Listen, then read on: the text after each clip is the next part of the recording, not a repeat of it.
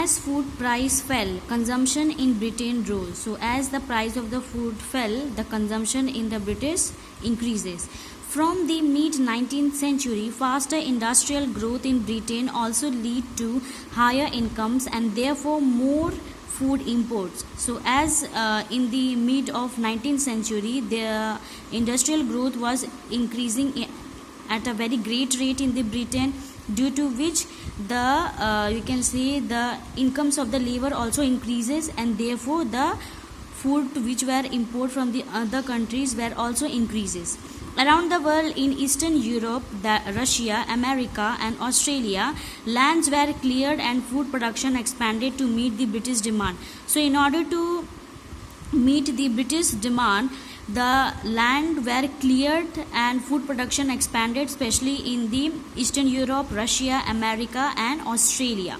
It was not enough merely to clear lands for agriculture. So it was not enough to clear the lands so that they can satisfy the shortage of food in the British. Railways were needed to link the agriculture region to the ports. So in order to transfer the crops from one country to the another, railways should be linked near the agriculture region so that they can transfer. New harbour had to be built and old one expanded to ship the new cargoes. So in order to transfer the goods from the sea route, new harbours were built and even the old ones were expanded so that they can transfer the goods from one country to the another. People had to settle on the lands to bring them under cultivation. So the people, they have to settle on the land so that they can meet the agriculture demand. This meant building homes and settlement. All these activities in turn required capital and labor. So in order to settle in a place, these all required a huge amount of money and labor.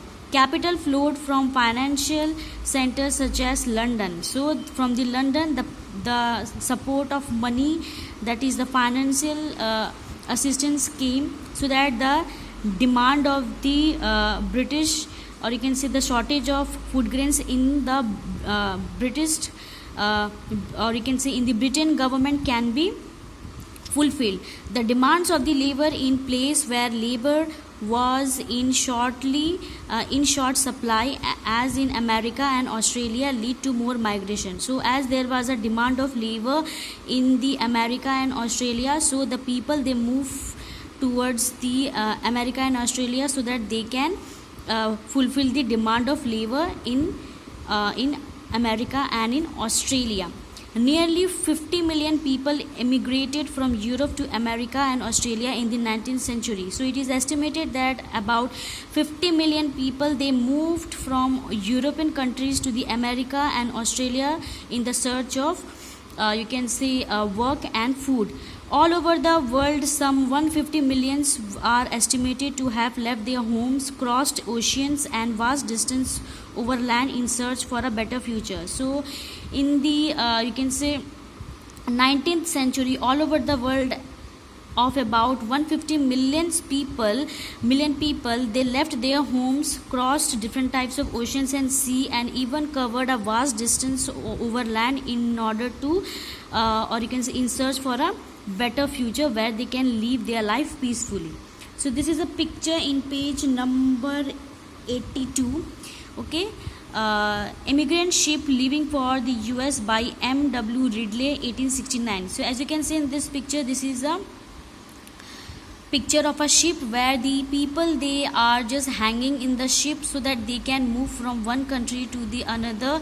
For that means they can move towards the US, that is America, because in the European countries there was a shortage of food, there was a shortage of you can say there was no development. So that's why the people were traveling in a ship and they are moving from one place to the another. See the condition in this picture. Next is the same one more picture is there in the page number 82. Irish immigrants waiting to board the ship by Michael Fitzgerald in 1874. So here are the people waiting at the harbour so that they can move from the Ireland to the other part of the country, because in their country the situation was worse. There was no job, there was no work, and there was no food, and the price of the commodity was very high, due to which they were not able to purchase it. So there was a state of hunger and starvation in the Irish, that is in the Ireland. That's why the people are standing over here and they are waiting for the ship so that they can move to the other country. So the theme of this picture is Irish immigrants waiting for ship. Thus, by 1890, a global agricultural economy had taken shape, accompanied by complex changes in labor movement pattern, capital flow, ecologies, that is, interaction among organism, and technology. So, by the 1819, the global agriculture economy was taking shape, okay, with the help of labor movement pattern. That means more huge amount of people, they are moving from one country to the another so that they can get job. Even the money was also flowing from one country to the another with the help of business, and there was an interaction among the different organization, or you can see different types of association, and technology was increasing or developing day by day. Food no longer came from a nearby village or town, but from thousands of miles away. So the situation was quite worse, because the food was no longer coming from the nearby village or town, rather they are coming miles away, that is from the other country. It was not grown by peasant tilling his own land, but by an agricultural workers, perhaps recently arrived, who was now working on a large farm that only a generation ago had most likely been a forest. So now the peasants, the food which are coming in a country was not owned by the peasant who have their own land. Rather, the food, or you can say yes, the crops they were coming from the far away, or you can say yes, from the other countries where they are doing agriculture in a piece of land from only a generation ago. Okay, it was transported by railways built for their very purpose, and by ship which was increasingly manned, that is human cruel in this decade, by low paid workers from southern Europe, Asia, Africa and Caribbean. So the situation was quite worse in the country.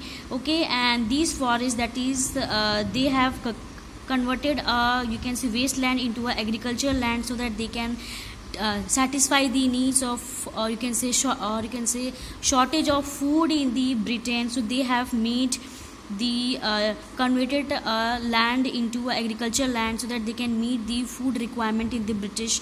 And there was you can say different types of railway tracks were connected to these forests, so that they can transfer the goods from one country to the another. Even with the help of ships, they were transferring the you can say foods. But in the ship, not only food grains were transferred, but even the labor, that is the workers, were also transferring from one country to the another, and they were transferring in a very manned way, that is cruel, human cruel. That means they were just you can say thrown in the, you can say, in the ship, and they were pushed in a room which was crowded by millions of people.